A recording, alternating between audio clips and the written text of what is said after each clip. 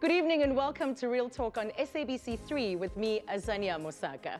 French composer and pianist Gabriel Fauré once said that art exists to elevate us as far as possible above everyday existence. My guest this evening is one who encompasses the traits of a true artistic genius. His incredible flair of depicting township life in his music is the reason behind 6 Samas and a cover on the June issue of GQ magazine.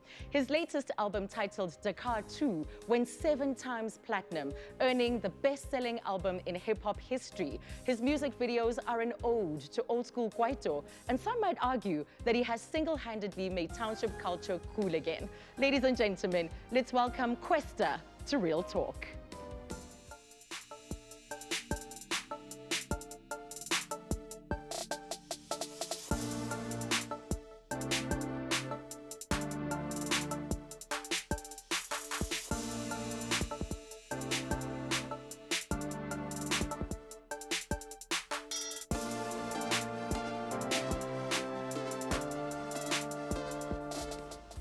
Oh my, multi-platinum selling hip-hop sensation. It's no longer Senzo or just Kwesta. You have all these prefixes ahead of your name. How are you doing? I'm all right, man. I'm all right. Well, after that intro, I'm better than I was when I walked in. So I'm really good. I'm really good. Yeah, it's all the hard work you put in.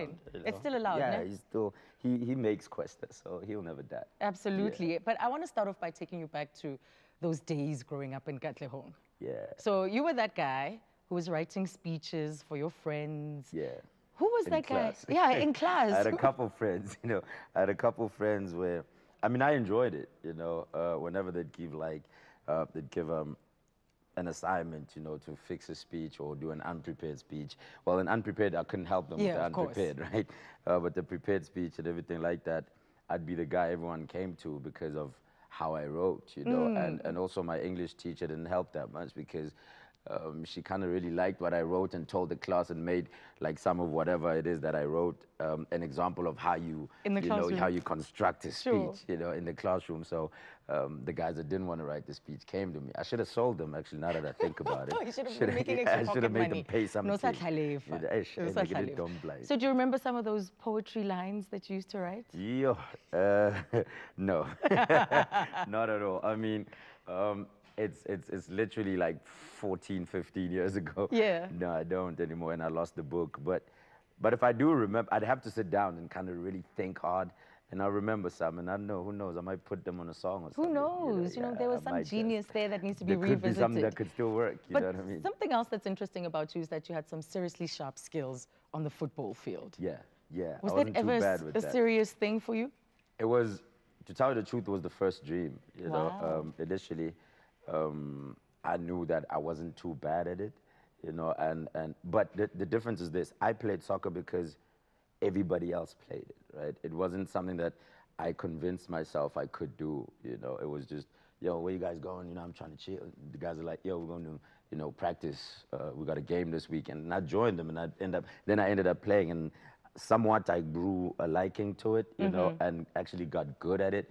So much so that I captained an under-15 side at Jomo Cosmos at one time. Yeah, I did. I was the captain. I was really good, you know. But then I think as time went on and as I grew, there are better people at this than me, you know, who love it more, you know, who love it more than I do. So I had to find something that I was going to love that was going to be just about me. And in all this time, as I'm playing it, I'm writing secretly. None of my friends know. Nobody knows. Nobody, I don't know. I just couldn't bring. I was a soccer player. I was hardcore. Right? Yeah. Now I'm writing all these poems and things like that. That's a little soft, right? But that's what I was doing. And then at some point, I decided, yeah, you know, maybe other people should pursue the soccer thing. The people that deserve it, people that are great at it. You know? There's something in you that it didn't quite touch. Yeah, it didn't quite touch. I mean, I didn't fall in love with it. Right? As much as I enjoyed playing and I enjoyed that, but I think I enjoyed the fact that it was around my friends and I was doing this with my friends. Right. You know, that's what I enjoyed more than the actual thing. You know, so I found what I loved, which was writing. Yes, and in a lot of ways, hip hop has been likened to poetry. Yeah, It is poetry. Yeah. I mean, just I poetry think, put to music. So what was the appeal? I feel really like my transition was the perfect one, because as corny as those poems were, I mean, they were high school poems, and I think they were corny if I was to hear them now. I don't know. We'll figure it out, if they were corny or not. Whenever I pull out my best of, But I loved it. I loved doing that. I had a certain fulfillment that nothing else gave me. And why I say the transition was dope is that it is rap and poetry, right? It comes from poetry, just putting words together. And then I met a guy, a friend of mine, Udon Nhlanhla, who was messing around with a program called Fruity Loops that made beats and things like that, and he could record, right? And we had like this microphone, like the pilots use, like an earpiece kind of thing, and you plug it straight into the computer, and I could record my poems onto his beats, And then as time went on, those things started becoming hip hop songs. I didn't know what I was doing. I was just saying my poems on top of these whack beats and these whack poems, all together. It was probably terrible, but that's what sparked the love for the music. Someone needs to go dig in the crate, find I those hope not. Please don't find do the that tapes. to me. But then you ended up in Ghetto Fellas. Yeah. What was the goal with the group at the time? Did you have these ambitions of being the next big hip hop thing? I had it was even, I don't know what is bigger than an ambition, like what is further than an ambition. It's like, I needed to find a genie and make 3 wishes because it seemed so far away. Wow. It was really like, yes, in my head, hey, it would be nice if I became, a member of Squatter Camp, or something, you know what I mean?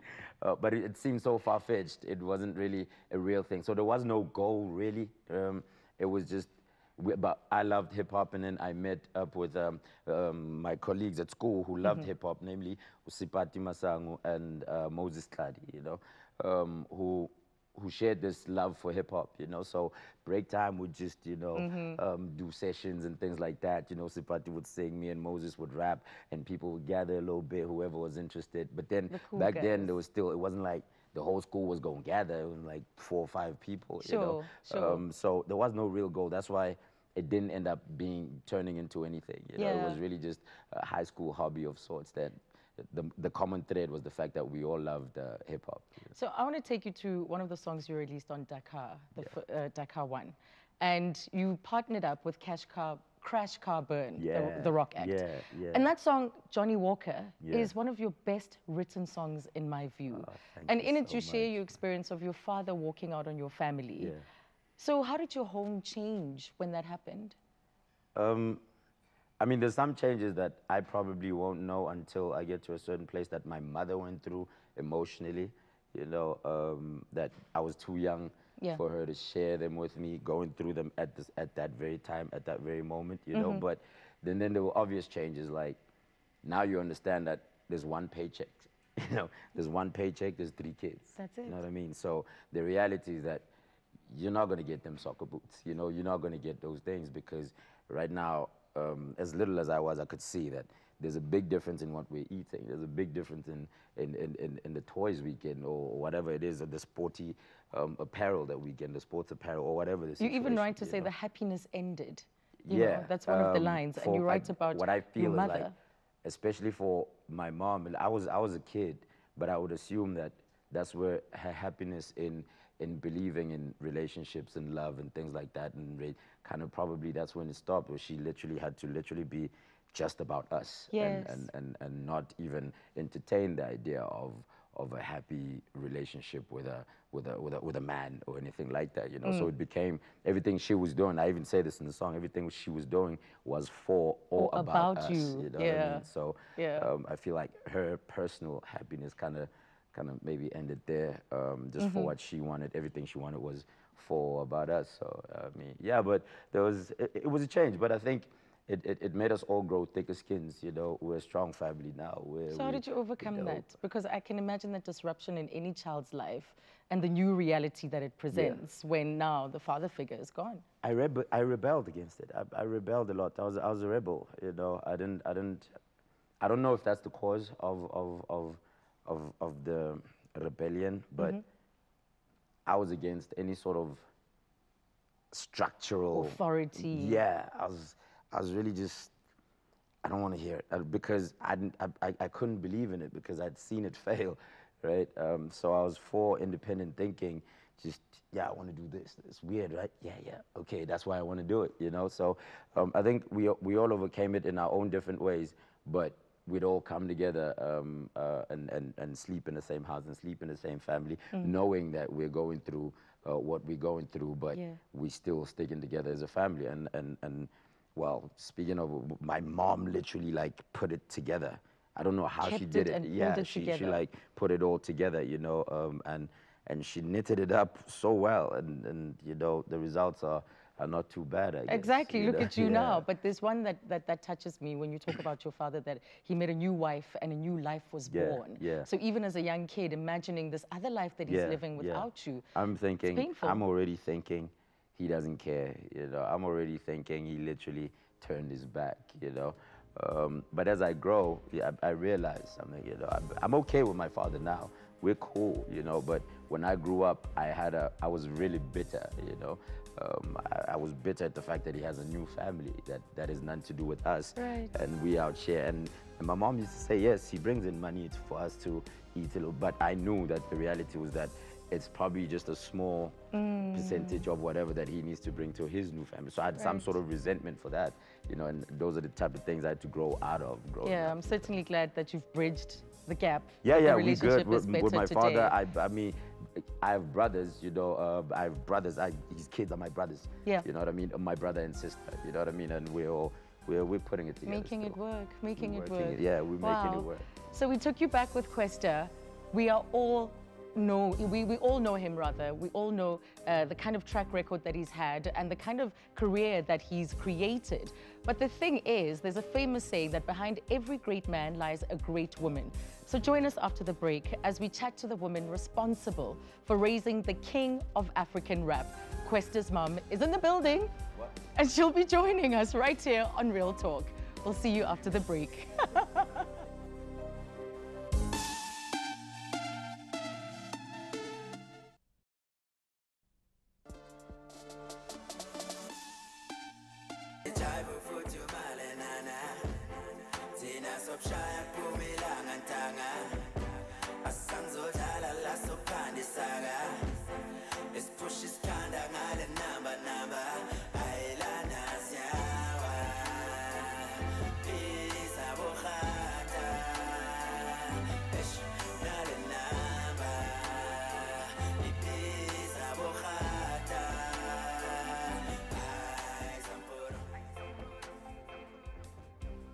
Welcome back if you've just tuned in. You're watching Real Talk with me, Azania, on SABC 3. Tonight, we're in conversation with the talented multi-award-winning Kwesta, and he's on the couch, and tonight, joining him as well, is his mom, Thabisile Vilakazi. We'd like to welcome her, just as a surprise for you, Kwesta.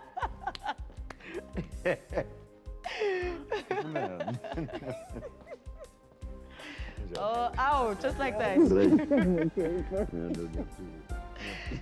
Hello, Mama, how are you? I'm okay, and you? I'm good. Thank you so much for joining us. He had no idea. Okay. You They told me not to phone you. You had no way of knowing. Don't worry about it. Yeah, no, everyone kept it. And I didn't come here alone. So whoever I came with, Tasilos, everyone. They're going to pay later. They kept the secret. But this is the woman that we were talking about before the break. As you said, she knitted it together, she kept it together to raise the three of you and your siblings, during what was an incredibly difficult, life-changing period of your life. So take us back to when you were 16, because you made a decision to drop out of school to pursue this career. What affirmed that decision? What had you feeling so strongly about it? I knew I didn't want anything else. You see, when I went on this music thing, I knew that whatever it is that I was waking up to go do was not going to be what I end up doing. It was not going to teach me what I'll end up doing with my life. I had already picked it even 2 years prior to that, maybe, or a year prior to that. I already knew that I wasn't going to do it. But what made me do it was because my mom's a teacher, right? Yes. And and so was my father, you know. So the pressures of just being in that education system, and in my head, I'm already rebelling against, you know, institutions and things. So I think Leon Tole was probably the biggest, the one moment that probably biggest disappointed my mom in my entire life, you know. Yes. I think, you know, at But that Mama, point. was it a disappointment? At first, yes. But now I'm happy because I was expecting an intellectual, not an artist, not at all. Yes. So it speaks to also the dreams and the hopes that we have for our children. Yes, as And when they parents. choose differently to what we had hoped for, was killing it's very us. difficult to accept. Yes. How did you come to accept it eventually? The support I've got from my family assisted me to support him. The bathini with how just embrace this idea. Just embrace it. Yeah, they tried to convince me until I surrender everything, and then I've decided to give him his bedroom to use it as a studio. Yeah, yeah, I remember that. Yeah. I mean, I even That is- I ran away Yeah, for 3 months. Yeah, for What 3 happened? months I was in the With friends. studio where I was rapping, you know. And also Gam Call, there was a guy also, Sansil, who I kind of almost put into bad books with my mom because secondly, you know, I'm out there recording, you know. But I wasn't far. It's not like even like I ran, like I was a couple. another province. You were yeah, just I was down the I road. was just down the road somewhere. I just wasn't coming back streets home. away. Yeah. And then I remember a friend of Uma came to get me from the studio, you know, Umam Tut, Yes. whose mom's best friend, you know, came to the studio to say to me, now your mom's in tatters, you know. What you're doing is, I don't know, you're following your dreams or whatever, but only like shop, you know. And that was the first time in 3 months I went back home to go see my mom after having recorded what eventually got me a deal with Slicker and Sugar Smacks and Ventilation and Yes. Bada Bing, you know. But the pain it had caused, I had no idea, right? I'm just being a rebel. I'm being stubborn. I know what I want to do, you know, but I don't know ukuthi yabo ngiyamosha. Yeah, ekhaya. Ekhaya ngiyamosha, you know. So, Mama, let's go back there. To that moment, what it was like having him out of the house. You were worrying, what is he eating? So much. Is he okay? Is he warm? What he used for sleeping, all those things. I was devastated, actually. Yes. Yes. I used to wear one Then, pair of jeans for like a week. I didn't have clothes. I couldn't go home, you know, Yeah. and change, you know. But yeah. So what did you feel like when you first heard his music being played on the radio, when you first realized that my son is a superstar? over the moon. I feel great. I feel honored. Did it feel like it was worth it? Yes, according to me. Yes. I think it's incredible because lots of parents want their children to finish school. Yes. And if education is important to you as it was, those conversations must have been very difficult, no sense. He never told me that he is leaving school. He is leaving school. He just decided to Without left. your knowledge. to leave the house. Yeah. Yeah. It was never going to be a conversation later. Why not? Because she's a teacher, there was no way. You know? So you did it secretly? Yes. Yeah, I ran away. That's the reason I Yes. left home, because I knew the one thing that'd be in the way was school. And it was also in the way of my studio time. So how did you meet Slicker? I recorded what I recorded at a place called AMS, Africa's Most Southern, which was literally 2 streets away from Indlin, you know. And then my chance of record, you know, I know record, you know. And then out of that, I think while I was there, I did like 40, 50 songs, you know. And we took a little bit of those, excuse me, and then literally went to the offices at Bada Bing, you know, literally found someone that knew. And not knowingly, my mom gave me that $20 to go there. She didn't know what it was for, though. Yeah. And here you are. And here you I are. took that $20 and went to Slicker and Sugar Smacks, and Kwesta was born. Well, we caught up with Slicker Yeah, we caught up with him. What's going on? Let's hear what he had to say about knowing you.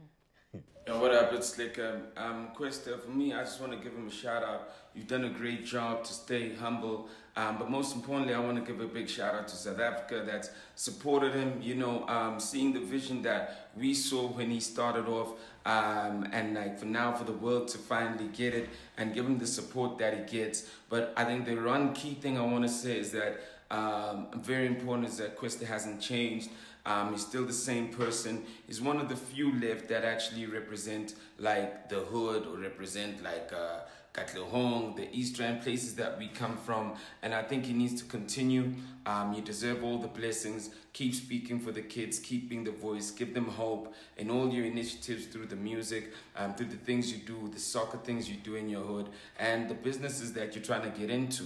You're an inspiration, and I'm glad we made the right decision by picking you up as Bada Bing as a label back in the day. That was not a mistake in my life. Peace. Yeah.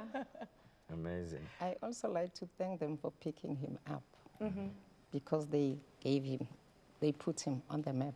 Yes. Oh, look, Yes. listen to the terminology, Mama. Putting people on the map. Rap language. Yeah, I remember. They actually came to the house. To ask. Yeah, Yes. to actually explain what it was, because I was young, right? So Slicker and Sugar Smacks came to the house, say, Mama, here's what we're going to do with your child. He might not be around as much, this, that, and the third, you know, because we'll be on the road, we'll be building this whole thing. You know? But they did it the right way. My mom was happy about that. So they gave him, I think it gave her, which akhuleka kancane, you know. Okay, ngathi abafana bashap la. There's a plan. Yeah, there's a map. it looks like there's a plan. There's a formula to this They thing. seem to know what they're doing. Yeah. Well, we're going to give you an opportunity to catch up with this surprise. Kwesta and his mom on the couch. Well, Kwesta's story of meeting his wife Yolanda for the first time is one likened to a fairy tale. So join us after the break as we chat to him about finding love and being a dad. Oh. Each week for 10 weeks, we're giving away the latest Huawei P20 Pro and 10 gigabytes once-off MTN data to 10 amazing storytellers. All you have to do is share your special moments with us. Follow at Huawei ZA and at MTN ZA and tag us with hashtag Huawei P20 and hashtag Real Talk Moments. We want to see and hear your stories and create lasting connections across the country. Each week, there's a different theme, so keep checking our social pages for details and you could be a winner.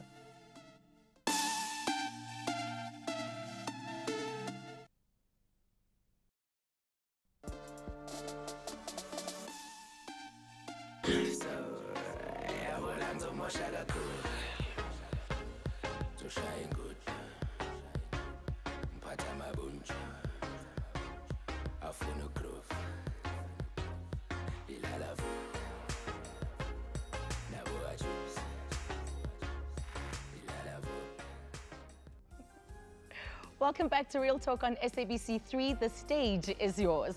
Tonight, we're having a chat with the man behind the chart-topping hit, Ngudu, that had the whole of Africa rocking on the dance floor. His latest offering, titled Spirit, featuring American rapper Wale, is proof that this hit-making machine is on a winning streak that cannot be stopped. Kwesta is still with us. Yeah. Are you all right? I'm all right. After that shocker, I'm all right. I'm good. No, but it was a pleasant surprise. It was Absolutely. Really tough. Like your mom said, she's a woman of few words, but she's incredibly grateful that Yeah. you've had the kind of success you've had. So now that you're in the music business, is it everything you thought it would be? Because you came in as an impressionable 19-year-old, you had loved it for so long, you'd made these incredible sacrifices to be part of this business. Yeah. I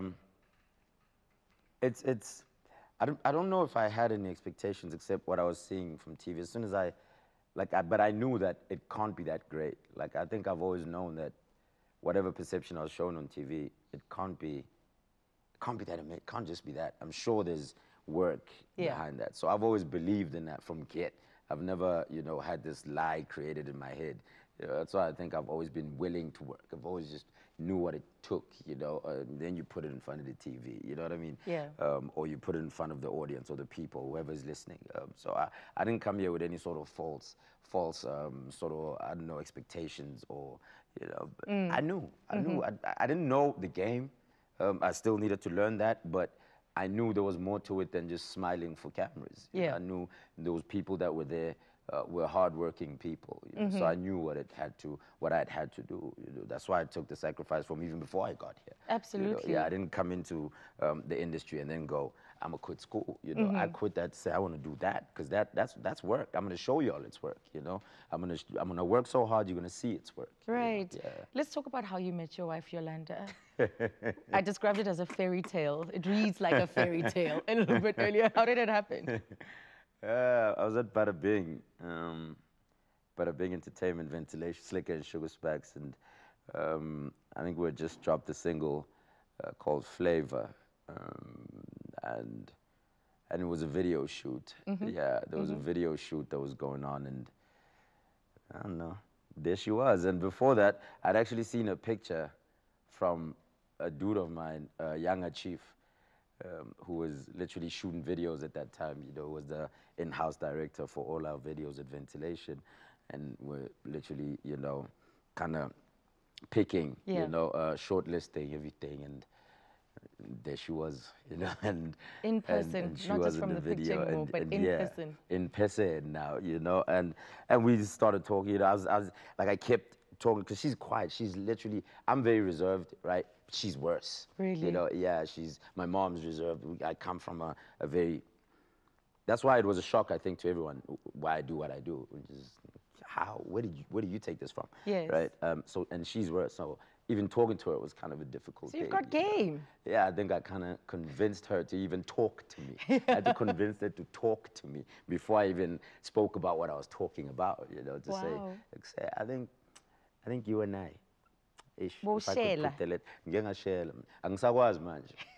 No, of course not. You're a married man. You know? Yeah. Yeah. Well, you have a baby together. You have a child Yes, together. yes. And she also dropped us a voice note. Just to I tell left us. her at home. She didn't. She did. Check this out. Hi, Senzo. I just want to tell you that I'm so proud of you. I've watched you grow into such an incredible man, an incredible father, an amazing husband. And I mean, where you've taken your career is so unbelievable because of the perseverance that you've had. I'm really super proud of you, and I just want to tell you that I love you, and I'm so proud to call myself your wife. How's that? That's dope, man. That's unbelievable. She's seen it all. She's seen the growth, you know. She used to be in Katlehong, right? Well, that's where I was. That was home, and we'd go to this studio at this friend of mine's spot, Sunsil, you know, where we'd record half our stuff, and would sleep on this mattress, you know, or the couch, or wherever we'd find space, you know, together, you know. And she was there when I was building and making these songs and writing, and I know with no plan really, you know. And yeah, she's pretty much seen everything, you know. So That's beautiful. it's dope. It's dope to have her. That's really touching. That's amazing. So what has she's it taught you about unbelievable mom yourself? also and wife. Being her husband, knowing her, because you met pretty young, Yeah, you know, yeah. 7 years now. What has Yeah, it taught you this about is- yourself? Yeah, it's our 8th year. I mean, it's cliche to say she keeps it together and she keeps everything, but what I like about her is that she knows how to not be in the expected position. Like, she didn't grow up poor, right? Yeah. Her father, I respect her father a lot, Babu Velase, who did a lot for the family, you know, to kind of build up a family name that was off stage, that was a respectable one, you know. And for her to pursue a love interest with this Katlehong boy, you know, that just, I don't know, he raps, but he doesn't really have it together yet. You know what I mean? It's really just the investment of her time and love and all those emotions that I would put her through, and she's still here is something I love the most about her. I mean, people are quick to talk about perseverance and how women need to be strong and everything like that. Until you see one go through that, you know, I think it was the closest thing that reminded me of the strength that I know my mom has, you know. Yes, you see a lot of your mom in her. Pull through and literally by choice here's the worst part that always kills me. It's by choice. She chooses you know, every and she day, chooses at every Kwesta. moment, at every point. She chose me every single time, you know, and well, it was obvious for me. But we can't talk about the two of you without talking about your little one. Yeah, Dad, yeah. just being dad, someone saying daddy, and your experience with your own father. How is it really, what kind of perspective has it given you in terms of being a husband and a father to your child? I don't know how to be a great father. I learn, you know. I follow what instinct, you know.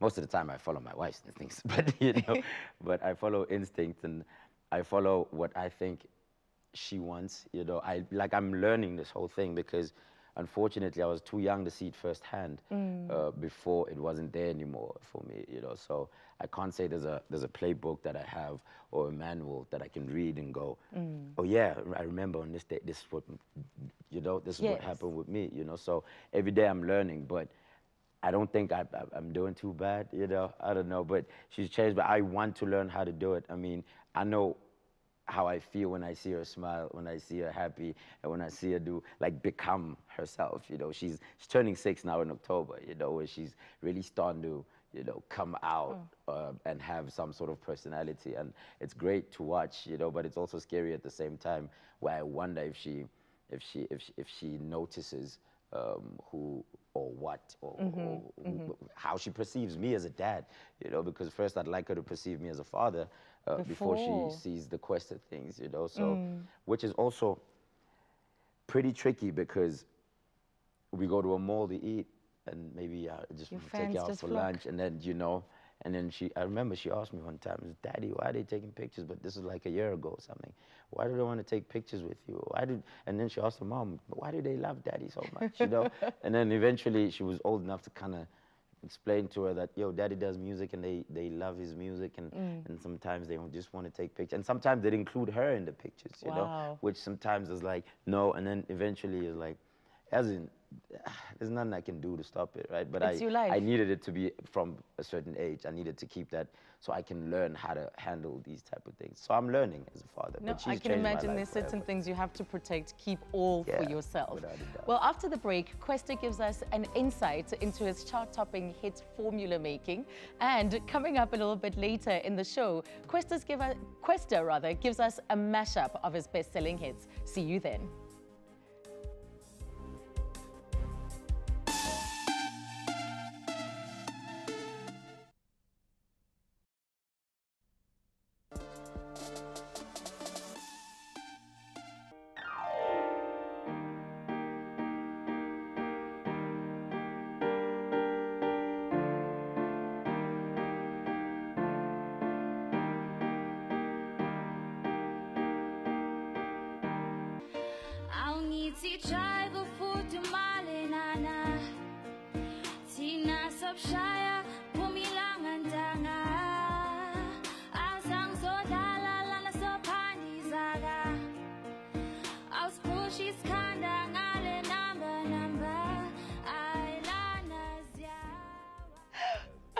Isn't that beautiful?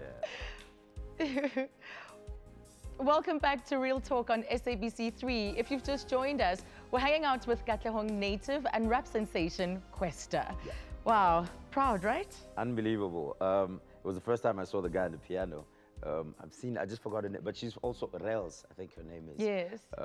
And she's also from Katlehong, right? Yeah, somewhere in the East, right? And I've seen that video before. Shout out to her. Beautiful. Yeah, shout out to the people that you represent. And shout out to, I didn't see his name, but shout out to the guy that played it. Yeah, I mean, Katlehong made me this thing that I am, you know. I call it a thing because it's a product of the place. It's a product of the people, you know, of them and how they raised me, you know. So yeah, shout out to Katlehong every day. You're on the cover of the June issue. Oh yeah. Of GQ. We've never seen Kwesta like that. I was like, look at this guy. So styling. So even having you on a platform like that must be a great source of inspiration for the young people that look up to you, that walked the same streets that you did growing up. I mean, I hope so. I hope everything I do is that, you know, something to look at as something you want to do, you know, as inspirational, and I hope my life is some sort of inspiration to everybody that walks the same streets I used to do. You know what I mean?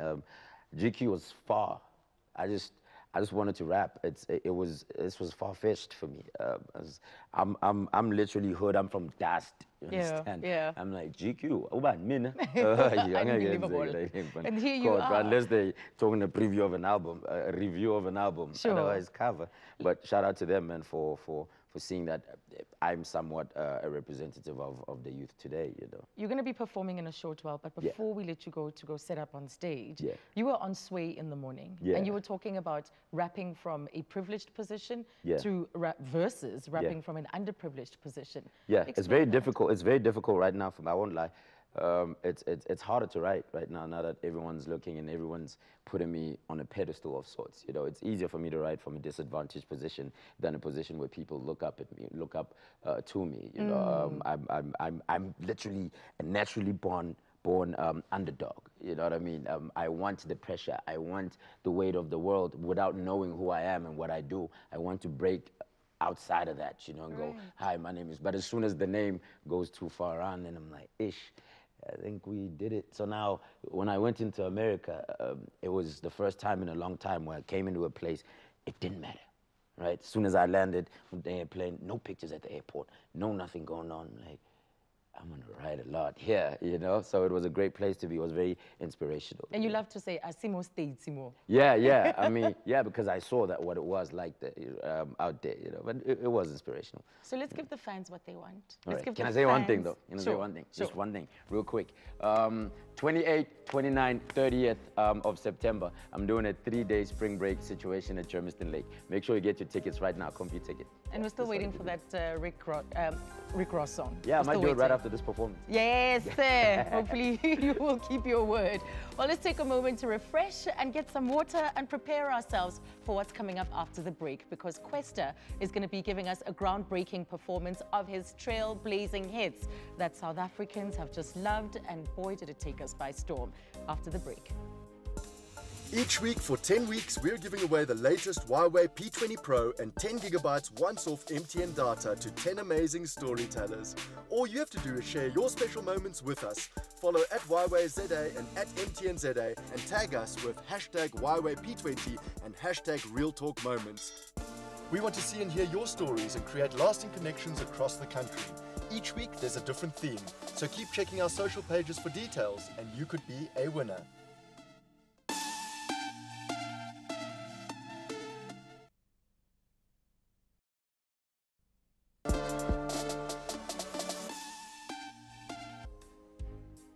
Welcome back to Real Talk with me, Azania. We've come to the end of tonight's show, and I hope that my guest for tonight has inspired you in some way or another to be bold, to go out there and make your dreams a reality, and that the key to being great lies in being your true self. So from me, Azania, and the rest of the Real Talk team, it's good night and God bless. But here to give us an electrifying mashup of his latest hits, ladies and gentlemen, give it up for Kwesta. Yeah. Do this for my, do this for my, do this for my, do this for my, do this for my, do this for my, do this for my, do this for my day ones. Been with me struggling back in the day one. Ever since a brother game one. From my chick to all of the bay ones. So my day ones. All of my ninjas is all of my day one. Alright, we go 1, 2, 3. My day one. Day one, say, hey, say, my day one.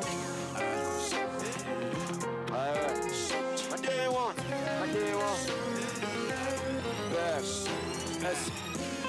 I'm talking about jitters who never knew things about things till I brought them to K1. Not the people who brought it to con, screaming haters say it, that then I was bacon. Oh my keeping ain't double size so. Figure me nothing beat up on my tongue. Chitty him channels of God, this is figure the mini of God. I praise God. I gave up, but I bang, but I made up for it now. I got to pay up on it, I just laid up on the day. Now I'm just taking what he gave up. All I'm paying to, I really think if I really I'd make things smoother than you'll ever think. Bring it in, most of Tila, I'm a zip. I'm a businessman, but I swear I make you pay come. Hey guys, we made now, baby. When you're too raw, you're too much for them. When you got balls, you're too nuts for them. When you black out, if you track out, they wanna lash out. Blue clocks on them and say forget all them. Got this, never Caesar. Cut all them, I got my trucks on. Pentecost long, and by our spawn, it ain't much I do this for my day. Been with me struggling back in the day. Ever since the brother came one. From my magic to all of the babes. On my day one. All of my ninjas is all of my day one. Alright, we go. My day one. Say,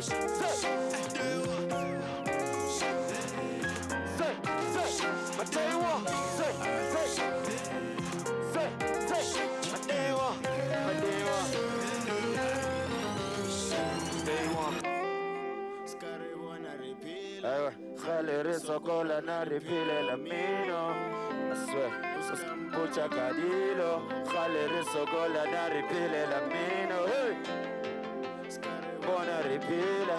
Khalere sokola na ripile la mino. No, uskam pucha cadilo. Khalere sokola na ripile la mino. Say how you know? Don't know. But I guess Lord knows how you know. I just don't know. See, I don't know how you know. Yeah, we're 5 minutes from freedom. Somebody tell my mama I'll be back when I'm cleaner. Yeah, I'm really close to my dream. I'll be back another manjinda bazami ziyaziwa kuyafiwa. But tell them I'm a believer. Long walks, now the boys riding out in the beamer. Neribatela ubina batakuna space manje zinja zami ziyagika mavisa skijimisa umadiba sabeli impilo right yabiza. We were invisible, yeah, nobody could see us. Now we're invisible and everybody can see us. It's greener on this side of the fence, bro. Problem is everybody wanna be friends now. I went from K1 chasing these G's down to 1K, but now everyone G'd up with us. That's all we've ever tried to be.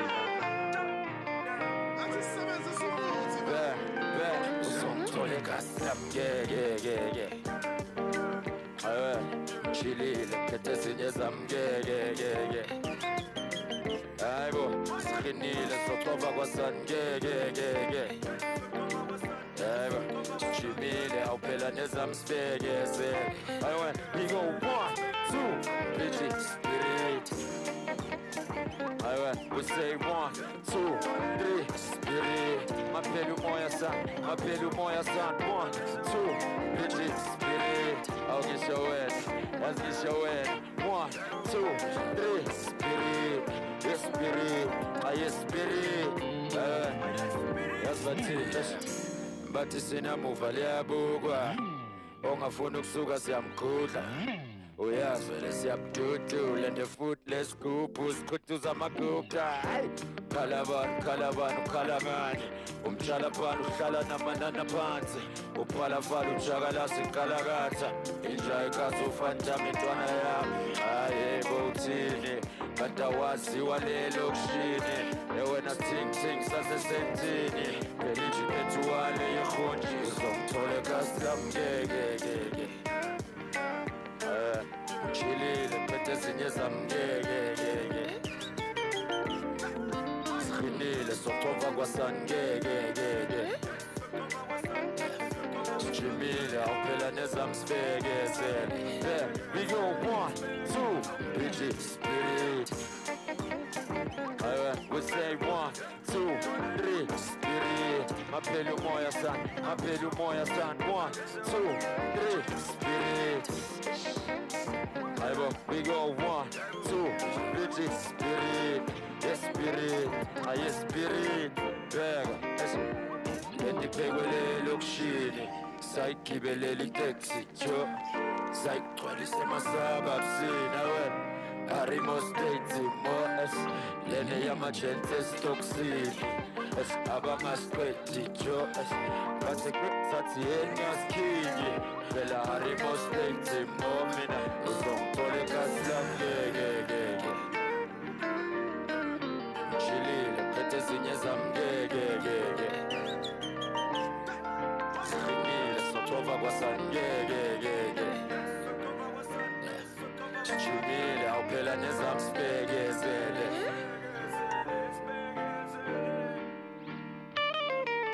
Bitchy spirit. Alright, we go 1, 2, 3, spirit. I'll get showing, let's get showing.